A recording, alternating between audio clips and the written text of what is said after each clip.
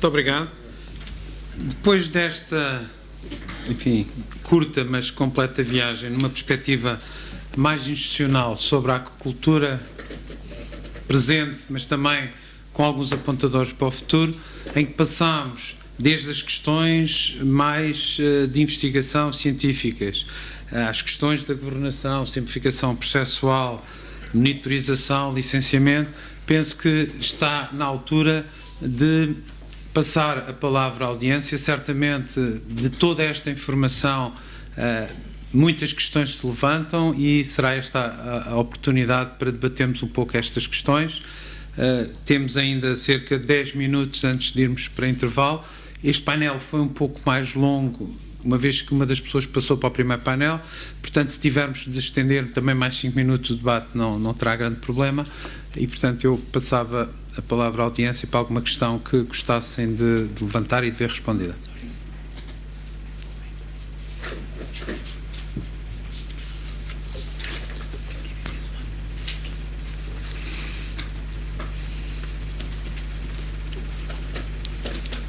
Boa tarde, Ana Cristina Rodrigues.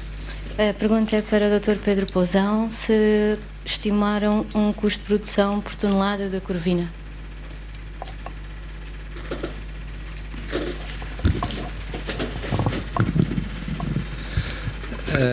Sim, podemos estimar a qualquer momento. O custo de produção é sempre baseado nos custos variados da reprodução, dos custos de crescimento, o tempo de crescimento, etc. Portanto, se nós temos a informação, enfim, do quanto é necessário dar em alimento, qual o alimento, qual a sobrevivência, qual o tempo de crescimento, qual o tempo de ocupação de espaço, poderemos sempre chegar aos custos de produção e fazemos quando é necessário. Portanto, temos dados. E ainda mais, temos espécies hoje em dia semelhantes que já com custos de produção bastante aferidos. Portanto, é fácil chegar a custo de produção para a corvina, que é mais baixo em 20% ou 30% que o da dourada global, por exemplo.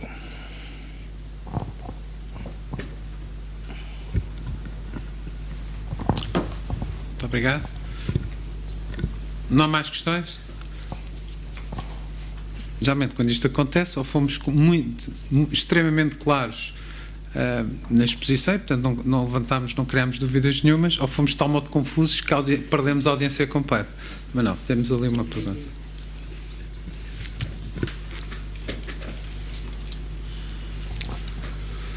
Mário Brito Pinheiro, não sei se a minha questão está no âmbito da reunião, mas de qualquer maneira, como o engenheiro Pedro Pousão falou na questão da ostra que estavam a fazer lá embaixo no Algarve e da preocupação em preservar a Crassostreia angulata relativamente à Crassostreia giga, e eu perguntava o que é que estava a ser feito realmente relativamente a isso, qual é que é a permissividade que existe relativamente à entrada de Crassostreia giga em Portugal e quais são, de facto, os locais onde se pode fazer Crassostreia angulata e onde não se pode fazer.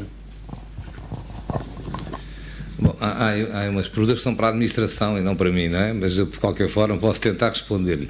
Há duas formas de resolver assuntos. Um é pôr um polícia em cada esquina, outra é facilitar o caminho às pessoas, não é? Portanto, se eu não quero que me pisem uma duna, ponho uma passadice, não é? Em relação à Crassostreia angulata, há duas formas. Há, ou pura e simplesmente a importação da Crassostreia gigas e, portanto, não há produção de ostra em Portugal. Pronto, isso é uma decisão política, considerando que ela já está introduzida há muitos anos no ecossistema. Pronto. Qual é a recomendação do IPMA? Por um lado, preservar os sítios e os locais onde a espécie, normalmente no Sado ou na Crassostreia angulata, prevalece, tem bancos. E, portanto, a primeira coisa foi identificar os locais onde existiam bancos naturais em que ela não se tinha hibridizado com outra espécie.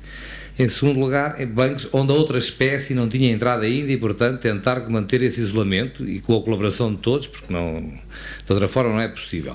Em terceiro lugar, se queremos que a espécie venha a ter alguma prevalência, temos que desenvolver as tecnologias de a produzir, de a fazer crescer e a seguir, se ela cresce mais devagar, como sabemos, que as gigas, então temos que a valorizar por outro caminho. E eu posso lhe dar o exemplo, por exemplo, da amêijoa. Nós temos conseguido manter a amêijoa boa para estarmos decoçados no Algarve, praticamente os estoques intactos, pelo seu preço. E porque como tem um preço 2, 3 vezes superior à chamada ameijoa japonesa ou japónica, enfim, tem-se mantido. Portanto, para manter o estoque da caça austreia angulata, há dois caminhos. Um é não tentar evitar, pelo menos nos sítios em que ela existe ainda mudança, não entra outra espécie, e a outra, pode ser um papel nosso e que estamos a fazê-lo, é tentar melhorar as técnicas de produção e depois tentar valorizá-la para que se ponha, para que as pessoas a produzam se for rentável, porque a agricultura é uma indústria, não é? Se me permite um esclarecimento adicional. Em termos de estabelecimentos de aquicultura, nós atualmente, quando são feitos pedidos de licenciamento para a caça aos 3 gigas, nós normalmente, com o parecer do IPMA, temos estado a autorizar em todas as zonas, exceto no estuário do Sado e exceto no estuário do Mira, porque são as zonas onde, de entendimento do IPMA, são aquelas onde é necessário preservar estas populações. Essencialmente são estas duas. O resto, com o parecer e analisando as condições de produção, mas nós temos entendido que se deve permitir a produção dessa espécie nas restantes zonas. Obrigado. Obrigado pela explicação. De qualquer forma, eu estou plenamente de acordo. Acho que para entrarmos no mercado de ostra tem que haver caça aos 3 gigas, não há outra alternativa. Agora, o que eu pergunto é se de facto na região do estuário do Sado e do Mira, onde existem essas identificações dos bancos de ostras de caça austreia angulata, se existe algum trabalho da parte das instituições no sentido de termos uma maternidade, de termos qualquer coisa que permita às pessoas da região desenvolver dentro da produção de ostra portanto, tenham uma exploração que possa ser rentável e legal. Se me permite, nós no que diz respeito ao Sado, apesar de não haver neste momento, não há nenhuma maternidade, até porque as maternidades a surgirem serão por iniciativa privada e terá a ver com a rentabilidade do próprio processo. Mas nós neste momento o que temos estado a autorizar aos produtores de ostra no Sado é a colocação de coletores nas zonas onde existem, portanto, os bancos naturais. Portanto, eles usam coletores que são colocados no estuário, naquelas zonas, placas de plástico, onde portanto, as fases mais juvenis da ostra se fixa e depois eles usam esses coletores e transferem os exemplares para o estuário. Portanto, à partida, pensamos que será uma solução que poderá viabilizar o povoamento dos estabelecimentos se for bem executada. Obrigado. Parece que há aqui mais uma pergunta no final. Boa tarde, Pedro Alves. O que eu gostaria de saber é que recursos é que são usados para a alimentação de qualquer espécie que é produzida em aquacultura. Quais são os impactos ambientais de recolher esses recursos para os transferir para essa aquacultura? Pedro. Bom, essa discussão varia há muito tempo, porque eu poderia dizer, por exemplo, que uma vaca, por exemplo, que é um ruminante, é um animal herbívoro e que 90% de energia é para manter a temperatura, não é para crescer, não é? E, portanto, em termos energéticos é bastante pior que um peixe, que o pior dos carnívoros em termos energéticos, em termos de peso sobre o ecossistema, não é? Em termos das espécies que cultivamos, nós cultivamos as espécies que dominamos e as espécies que os consumidores consomem, não é? E não propriamente que gostamos mais. As espécies que utilizamos em agricultura, nomeadamente o robalo e a dourada, falando no caso dos peixes, porque estamos a falar em alimentação, são efetivamente carnívoros de origem, não é?